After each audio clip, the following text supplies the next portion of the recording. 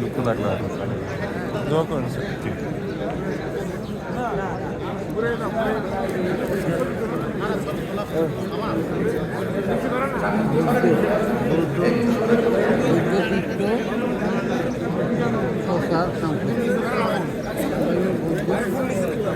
বৌদ্ধ পৃষ্ঠপোষক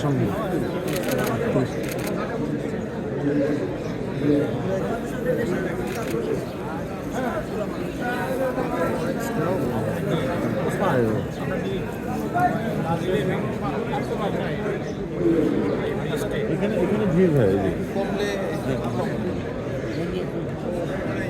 হ্যাঁ ওখানে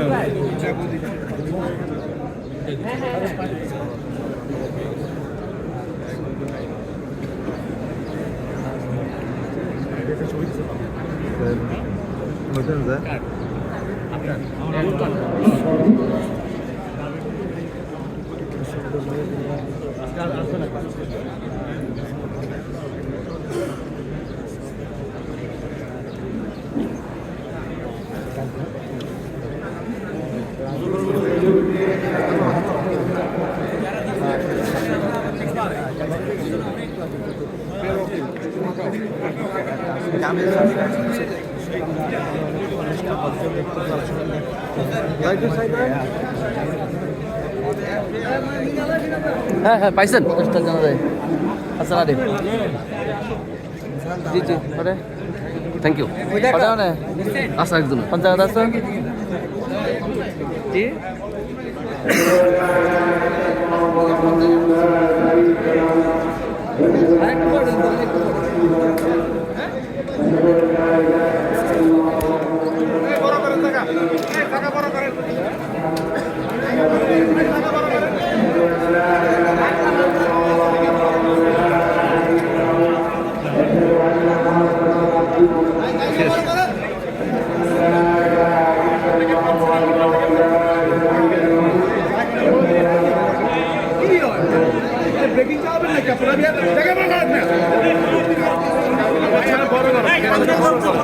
ব্রেকিং দিবে একদম ব্রেকিং দিয়ে দেবে ভাই জায়গাটা বড় করে জায়গাটা বড় করে কিও কারো কথা শুনি চার্জের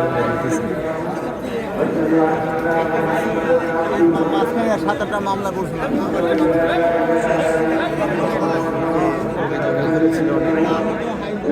পেছনে গিয়ে দেখলাম উনি নামাজ পড়ছেন গভীর পাণ্ডিত্যের কথা জানাতে পারতেন, আইনের জটিল প্রশ্নের সমাধানগুলো তিনি দিতে পারতেন, যেটা আমরা দেখেছি। এটা সকল আইনজীবীর জন্য অনুসরণীয় ছিল। তিনি কখনো রাগেননি। তিনি তার স্বভাবসুলভ ভঙ্গিতে দিনের পর দিন আইনের জটিল প্রশ্ন আদালতে ব্যাখ্যা করেছেন। তার মতো এরকম নিষ্ঠাবান গভীর জ্ঞান সম্পন্ন আইনজীবী বাংলাদেশ থেকে চলে যাওয়া আইন অঙ্গনের জন্য অপূরণীয় ক্ষতি। পাশাপাশি তিনি বাংলাদেশের সরকারের দুইবার উপদেষ্টা ছিলেন। উপদেষ্টা হিসেবে তার পারফরমেন্স আমরা দেখেছি। তিনি নীরবে নিভৃতে কাজ করা পছন্দ করতেন, প্রচারণা চাইতেন না। তিনি সকাল 8টা থেকে রাত 11টা পর্যন্ত কাজ করতেন।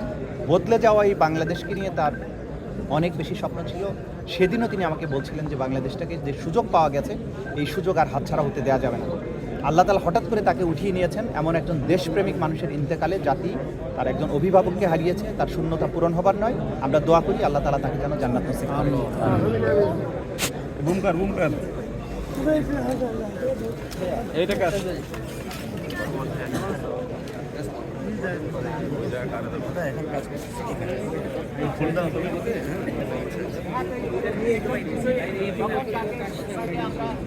অনুরোধ করেছে, উনি আমাদের জন্য আইনি লড়াই করেছেন এবং জীবনের শেষ দিন পর্যন্ত ঢাকেশ্বরী মন্দিরের বিষয়ে তিনি আমাদের আইনজীবী হিসাবে যথেষ্ট ভূমিকা রেখেছেন। আমরা আশা করি যে তার এই ভূমিকা আমরা সাহস পেয়েছি। আগামী দিনও আমরা তাকে স্মরণ করে আমাদের এই আইনি লড়াইয়ের বিষয়গুলো আমরা এগিয়ে নিয়ে যাব। আপনারা জানেন তিনি আমাদের ঢাকেশ্বরী জাতীয় মন্দিরের উপদেষ্টা ছিলেন। ধন্যবাদ।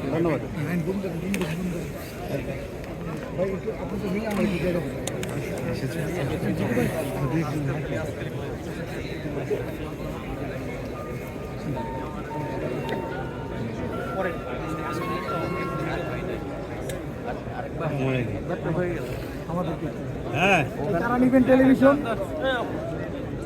টেলিভিশন কারা নিবেন আসেন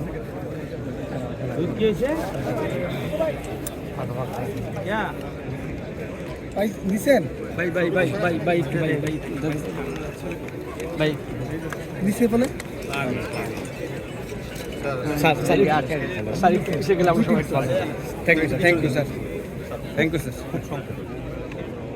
আমরা অত্যন্ত মর্মাহত, সারা জাতি আজকে শোকাহত।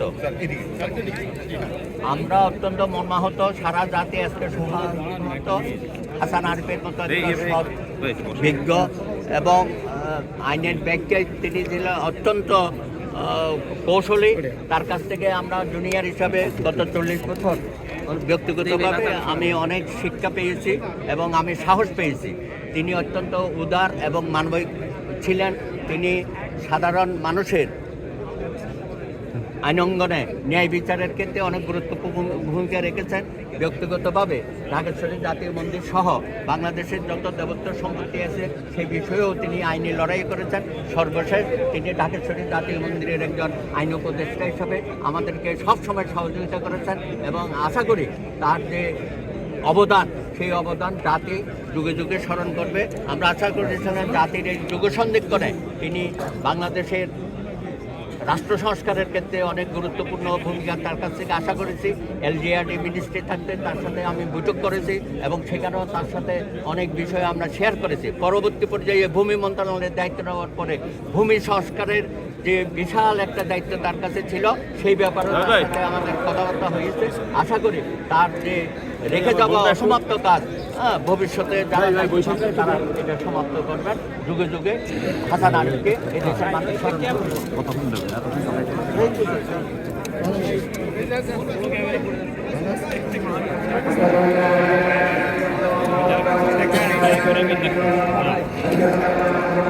নমস্কার স্যার।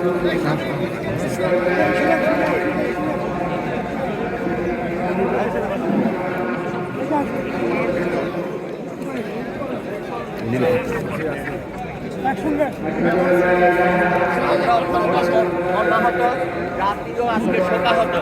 হাসান আরিফের মতো একটা উজ্জ্বল নক্ষত্র, তিনি আইন অঙ্গনে সারা জীবন জনগণের ন্যায় বিচারের স্বার্থে কাজ করে গেছেন এবং তিনি যখন সরকারের দায়িত্ব পালন করেছেন সৎ এবং নিষ্ঠার সাথে সেই সব দায়িত্ব উনি আমাদেরকে দিয়ে গেছেন।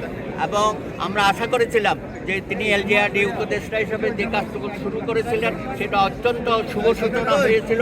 পরবর্তী পর্যায়ে তিনি ভূমি মন্ত্রণালয়ে যে উপদেষ্টা হয়েছিলেন, ভূমি সংস্কারের ক্ষেত্রে তিনি কিছুটা কার্যক্রম শুরু করেছেন। আগামী দিনে সেটা অব্যাহত থাকবে। বিশেষ করে আইন অঙ্গনে উনি জুনিয়রদের প্রতি যে স্নেহভাজন ছিলেন এবং আমাদেরকে হাতে কলমে শিক্ষা দিয়ে যেভাবে তিনি গড়ে তুলেছেন তার স্নেহ আমরা সকলেই পেয়েছি। বিশেষ করে তিনি উদার একটা মানবিক মনের মানুষ ছিলেন। তিনি বাংলাদেশের দেবত্ব সম্পত্তি বিষয়ে আমাদেরকে অনেক সাহায্য সহযোগিতা করেছেন। অর্পিত সম্পত্তি আইনের বিষয়েও আমাদেরকে আইনি লড়াইয়ে সহযোগিতা করেছেন। সর্বশেষ ঢাকেশ্বরী জাতীয় মন্দিরের একজন উপদেষ্টা, আইন উপদেষ্টা হিসাবে তিনি আমাদেরকে সার্বজনীন সহযোগিতা দিয়েছেন। সুতরাং তার অবদান আমরা যুগে যুগে স্মরণ করব। জাতি তাকে শ্রদ্ধা ভরে আগামী দিনে স্মরণ করবে।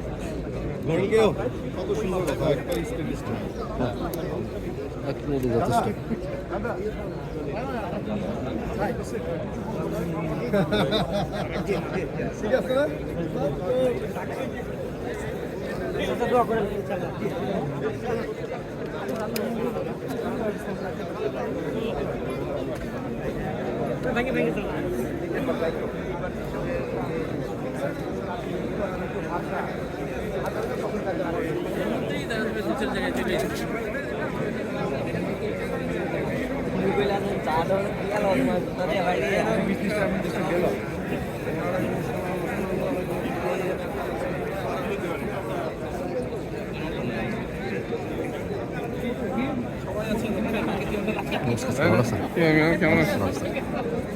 হ্যাঁ হজরত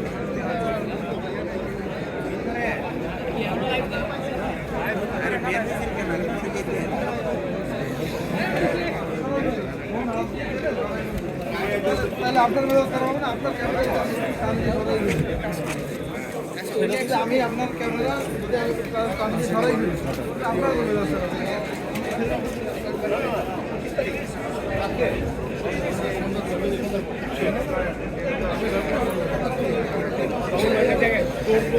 হ্যাঁ, একটা